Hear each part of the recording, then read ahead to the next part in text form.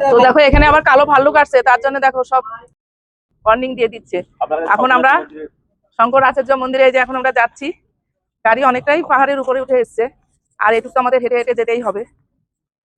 তো দেখো আমরা এই যে এখন শঙ্করাচার্য মন্দিরে এই যে এখন ঢুকছি, একটু ঘন্টা বাজিয়ে নিচ্ছি। আমাদের সব ব্যাগ ট্যাগ সব চেকিং হলো, চেকিং করার পরে এই যে আমরা এখন সিঁড়ি দিয়ে উঠছি। উপরে বেশ ঠান্ডা, সিঁড়ি দিয়ে উঠছি, আর সোয়েটার গুলো এনেছি গাড়ির মধ্যে রয়ে গেছে, গায়ে না দিয়ে দেখো চলে এসছি। ছেলেরাও তাই করেছে, সোয়েটার গায়ে দিনই, যত সিঁড়িতে উঠছি ততই ঠান্ডা। 300 সিঁড়ি, ও 250 সিঁড়ি, ওই 200। পুরো দেখো শ্রীনগরের শহরটা দেখা যাচ্ছে। বাবা একটু হাঁপিয়ে গেছি, রেস্ট নিয়ে নি। আর এখানে অনেক লোক, কিন্তু না খুব কষ্ট হচ্ছে, অনেকটা হাই, হাঁপিয়ে যাচ্ছি। 350 সিঁড়ি উঠতে উঠতে খুব কষ্ট হচ্ছে।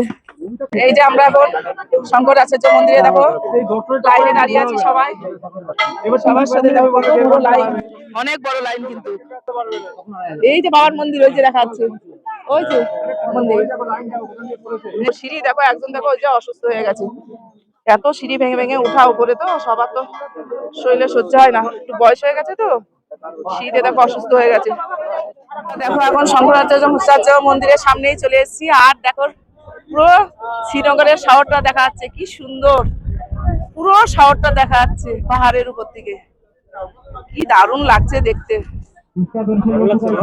হ্যাঁ খুব ভালো লাগছে, সিঁড়িতে যখন উঠতেছিলাম তখন তো খুব কষ্ট হতেছিল, বাবা কি হাওয়া দিচ্ছে, প্রচন্ড হাওয়া, ঠান্ডা।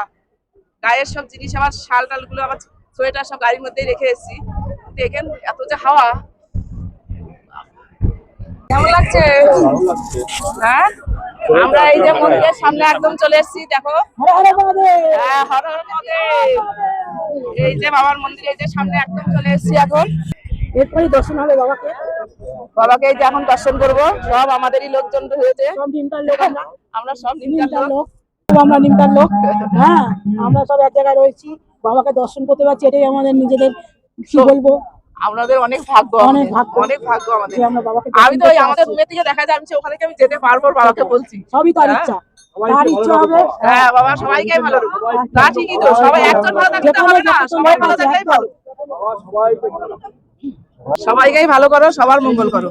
তো দেখো আমাদের এই যে বাবাকে দর্শন করা হয়ে গেল, এখন একটু বসে রেস্ট নিচ্ছি, এখন আবার